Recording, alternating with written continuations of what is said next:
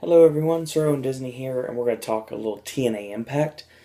So I'll throw it out there right now. It is legitimately 11:22 p.m. on a Thursday evening. I just got finished watching Impact, and I got my notes together. A lot more than normal for a 2-hour Impact, given the fact there were a lot of heavy emphasis on promos tonight and furthering storylines instead of actual in-ring action. As a matter of fact, if I read this correctly, there were only 4 matches tonight.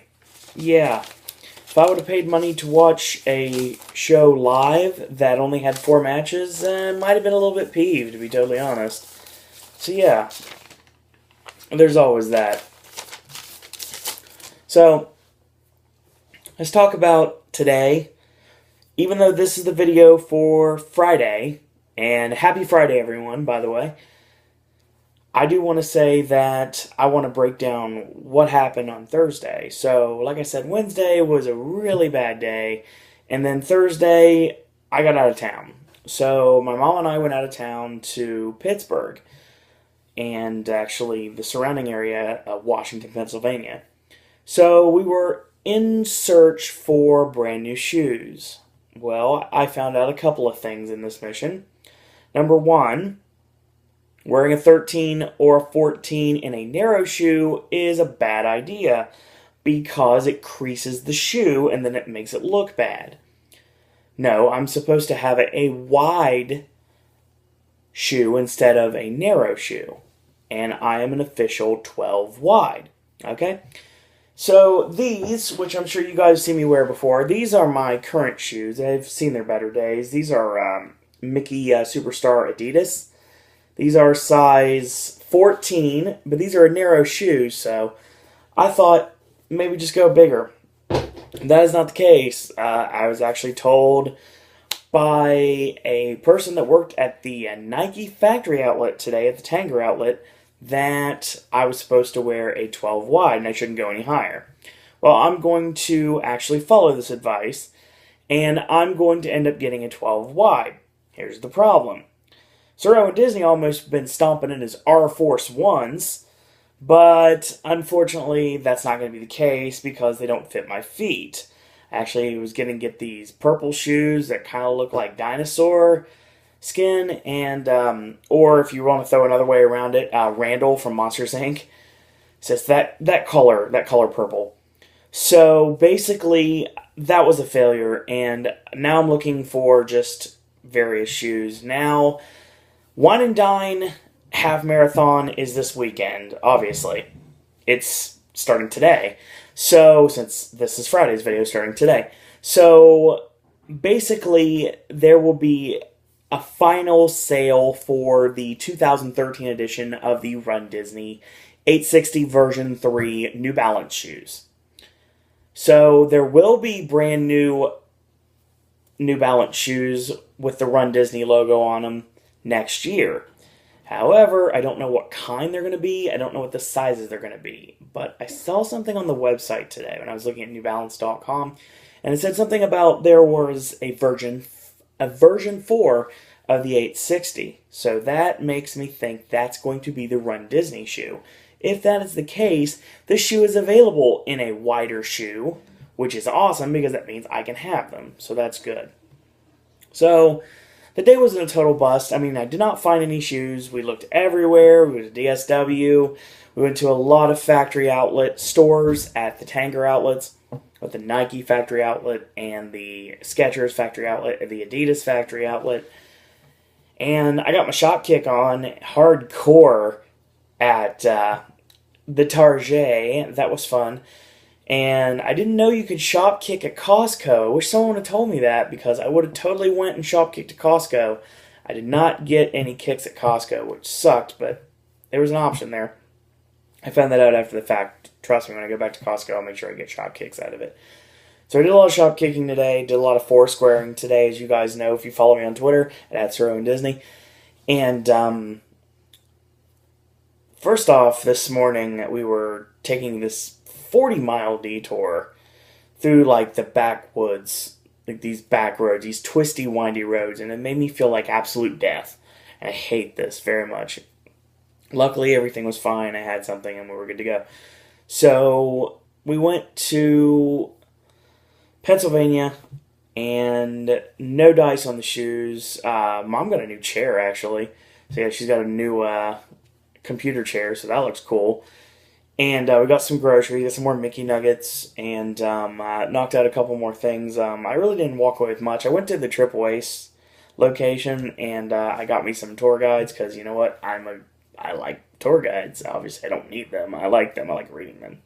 I like reading material. So, yeah, the reason the housekeeping is going a little long is because I know this Impact recap's not going to be very long, and I hate to say that, but I'm sorry, it's just how it's going to work. So, if you guys haven't watched the video from yesterday, or today, depending on when you're watching this video, the video from Thursday where I'm hanging out at the Hard Rock, go check it out. It's a short video, so it doesn't take much of your time. And I don't know when it's going to be up, but I actually took the iPod and I toured the Hard Rock, and that video should be up in the next several days. Now, here's the schedule as of this moment. So today is Friday, so you'll get this video on Impact. Saturday, you'll get the video on NXT and SmackDown. Sunday is up in the air right now. And AJ and I should be doing Thor Sunday night, and then we're going to be recapping Thor and a couple other movies that he just happened to watch while he was gone. And we're also doing the brand new Versus. Cryptic Comment is Ghost, so that will be up later this week. I'd like to have it up on Sunday. I don't know if it'll be up on Sunday or not. It might not be up till Monday, so I guess we'll find out when we get to it. This, like I said, this came out of nowhere, and luckily there shouldn't be nothing else that would cause any more AJ not being able to do the videos. I mean, things happen sometimes. I mean, life gets in the way. I understand that, but don't worry. We're going to make up for it. We're going to make up for it tenfold, and we're going to have a lot of really awesome stuff still to come later this year and into 2014. So there's always that. So let's talk Impact, shall we?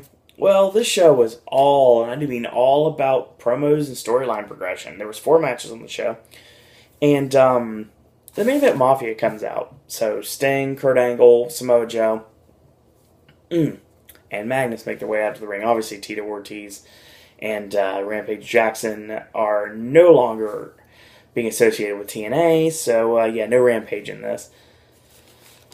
So, the main event Mafia was formed for 2 simple reasons. 1, they wanted to get the World Heavyweight Championship away from Bully Ray, and 2, they wanted to silence the problem that was the Aces and Eights. As of tonight, mission accomplished. So, until further notice, the main event Mafia are being put on the shelf. All 4 men have different agendas, and everyone needs to seize the day in different ways in order to rise to excellence. So, Magnus, he basically seized the day by winning the gauntlet match and getting the final slot in the world title tournament. And Kurt Angle, he'll become the world champion. And Samoa Joe will again become the world heavyweight champion. And Magnus will finally become world champion. This is Sting's words, not mine.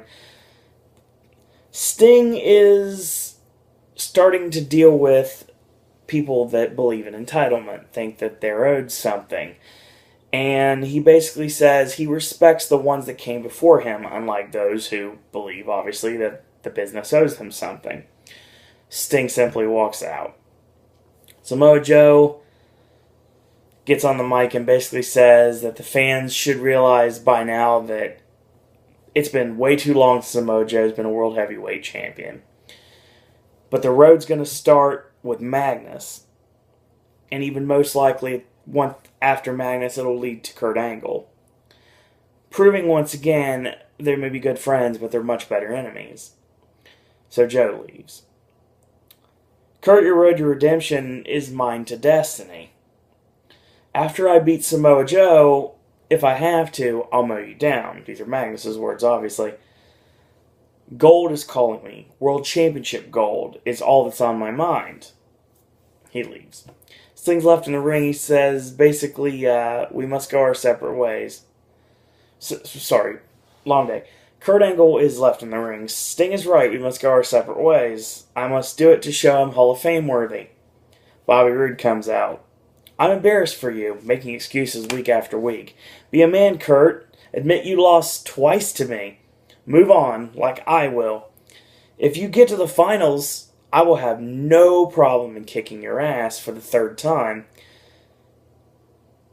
So basically, it's like, maybe I don't want to wait to kick your ass. So they brawl, and they brawl, and they brawl, and it was a giant pull apart.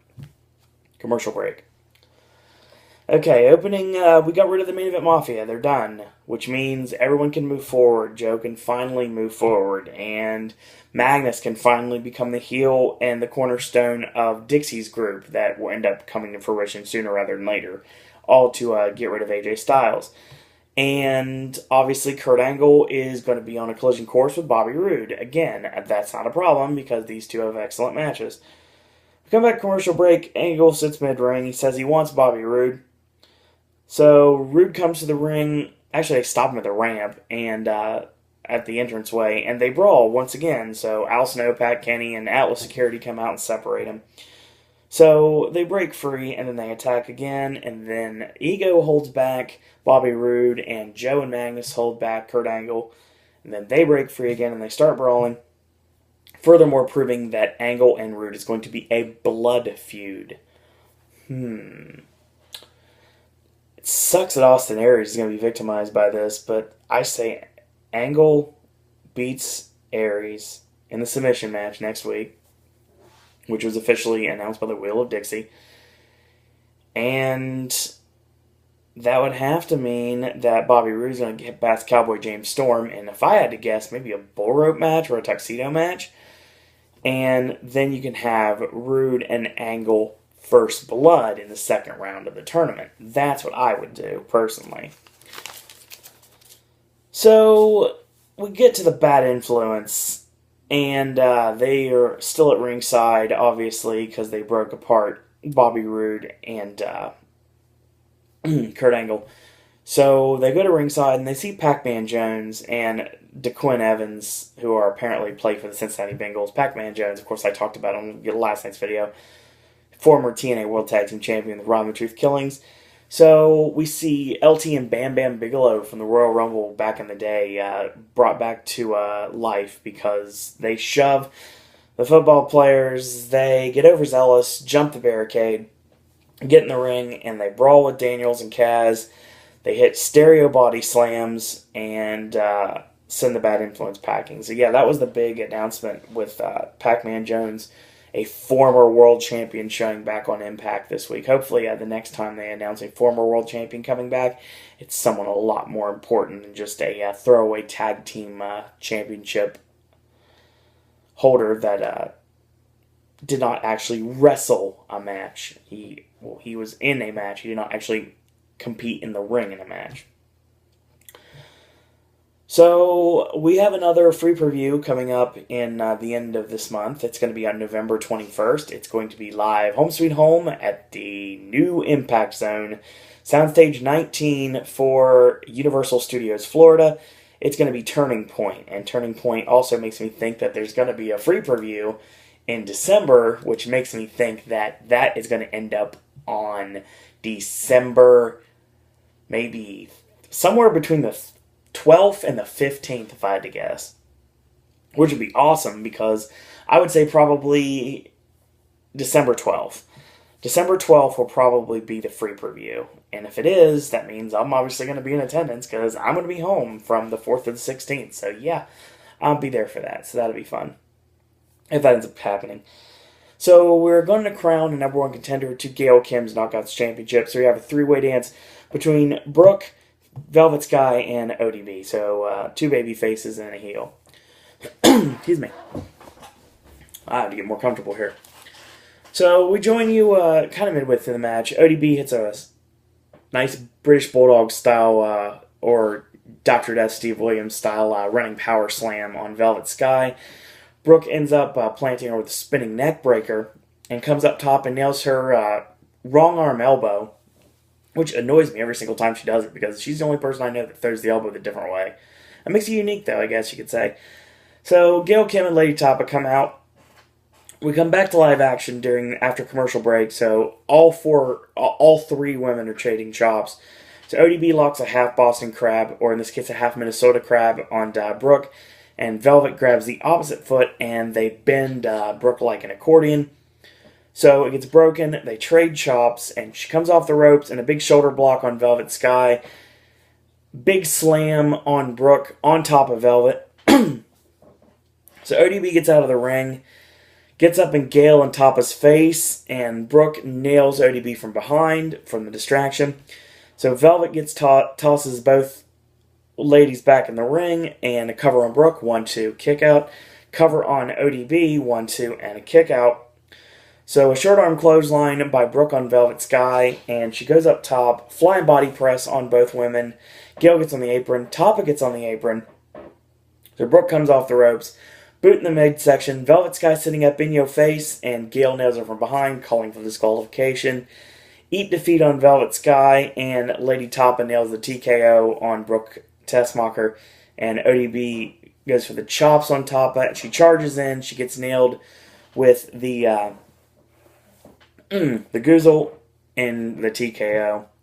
So Gail Kim gets on the mic with everyone laying on the canvas, and she basically says, "This is my competition? I have none left.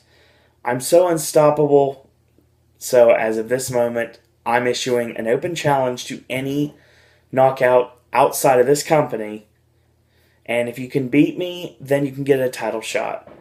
So this is a good opportunity for a lot of things. This is a good opportunity to bring in an indie worker. It's a good opportunity to bring in somebody from TNA's past, as, like I say, bring back Mickie James or bring back Awesome Kong. Excuse me. So yeah, that'd be an idea. You could do that. There's a lot of knockouts that are on the TNA radar that you easily can bring in too. I mean, this might be where Evil East comes back, to be totally honest. Either way, I think it's going to lead to something. Speaking of leading to something, Garrett, Bischoff, and Nux are backstage. They're talking to Bully Ray, and basically they're saying that Bully has made this all about him since day one. It's all about his agendas, one after another, and doesn't really pertain to the club at all. There really hasn't been a club in the fact that there's nobody that votes anymore.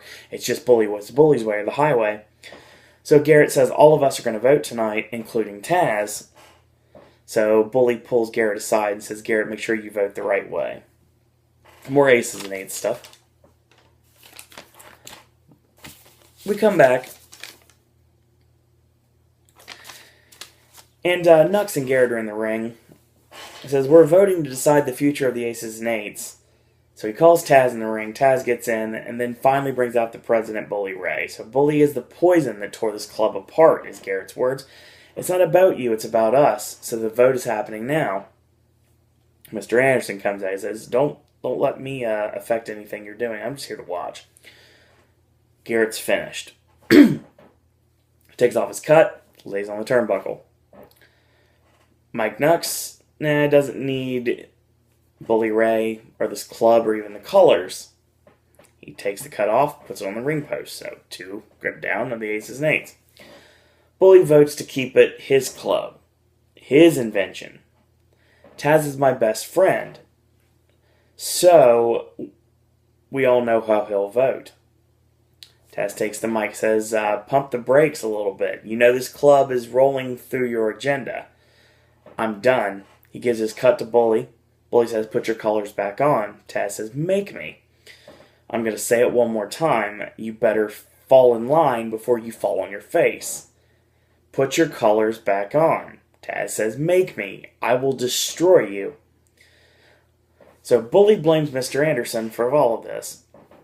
November 21st at Turning Point, Anderson wants Bully. He doesn't want to wrestle Bully. He wants to fight his ass, in those words. And no disqualification. He basically says that he never liked Anderson from the get-go. He calls him an ungrateful son of a bitch and says, "You're nothing without me or this club."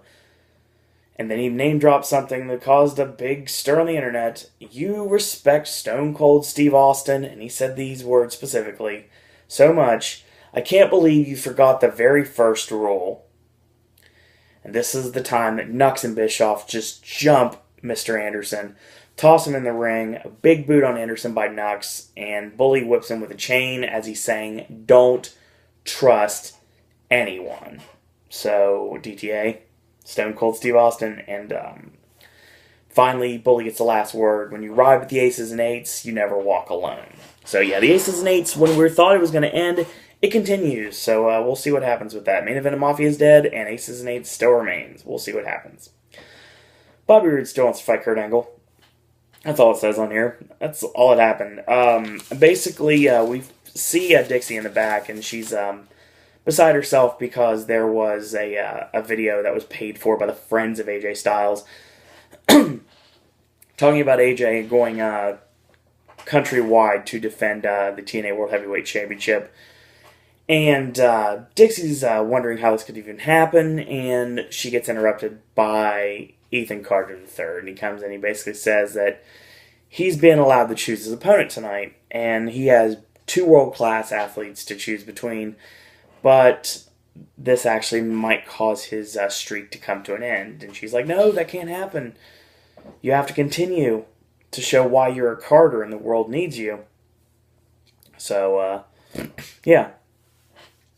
EC3 comes out for the next match, and he's facing off against who?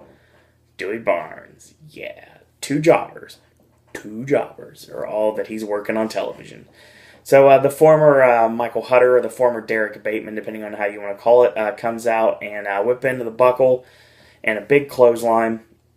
Backdrop suplex into a face buster.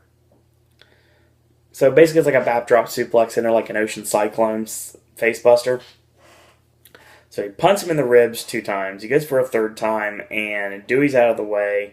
So ducks the clothesline, and a 1-footed drop kick on EC3, a 10 punch in the corner, and a spinning neck breaker. Carter's on the ropes right now. He goes up top, and he goes for the missile drop kick, and Carter just sidesteps him. He nails the 1%er on Barnes for the 3 count, which is the Bulldog driver, and that's the end. They really do something with EC3. I don't mind the squash matches, but eventually he's going to have to get competition. We'll have to see what happens with that. Obviously, he's going to be a big part of this new stable, this new alliance with Dixie Carter in the near future.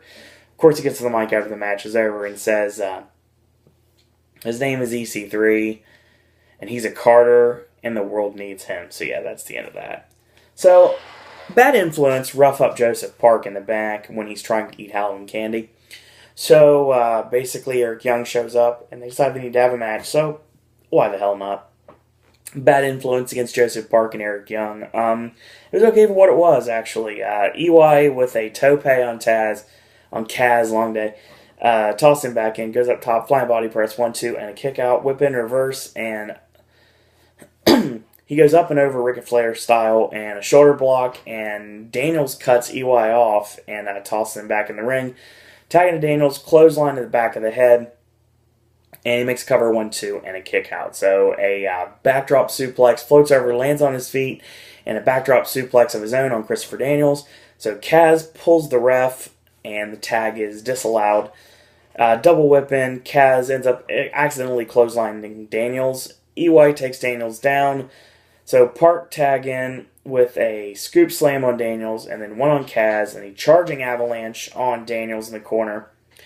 So he goes for an avalanche on Kaz. Kaz floats out of the way. Kaz with a missile drop kick, misses, turns into the Chicago Crab, and Daniels with a clothesline to the back of the head breaks up the submission. Daniels and EY go to the floor, and EY gets whipped knees first into the steel steps. Daniels grabs the Appletini, and Kaz is up in a Samoan drop, and right before Parks are able to release it, Daniels tosses the Appletini in his face, allowing for a crucifix roll-up from Kaz, and that's the end. Like I said before, the Bad Influence are amazing, and I think they're better than this comedy stuff, but I guess I can understand why. I mean, there really wasn't much.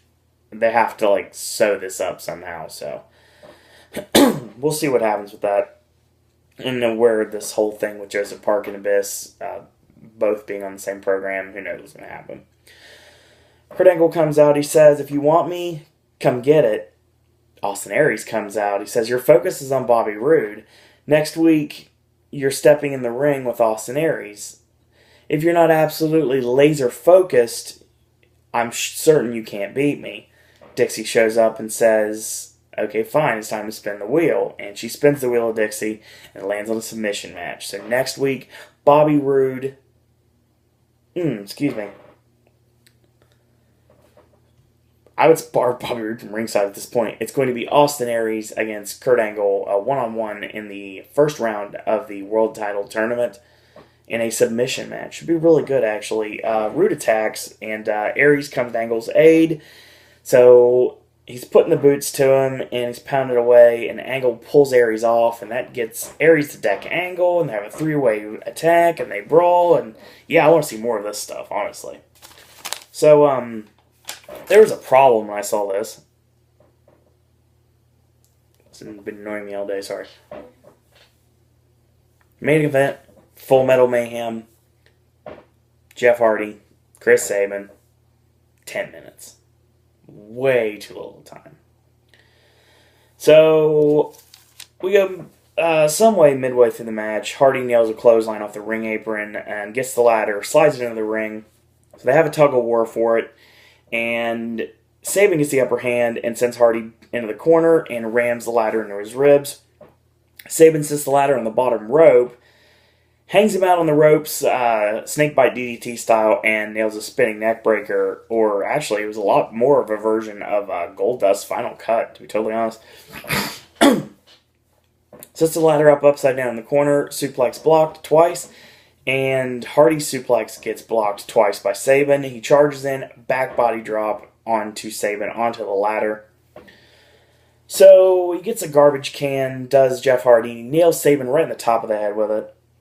Makes a cover 1-2 and a kick out, gets a crutch, nails him with it, and puts his goes to put a table in the ring, but it breaks. Like, the legs of the table just break. So Hardy's like, screw it, I'm not dealing with this.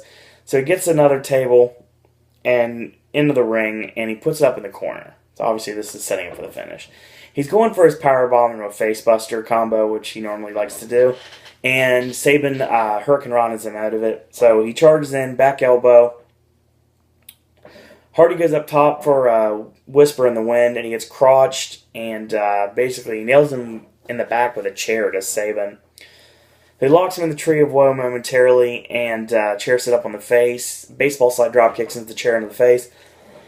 So he steps on the groin, and Hardy ends up using an errant chair shot to break that up.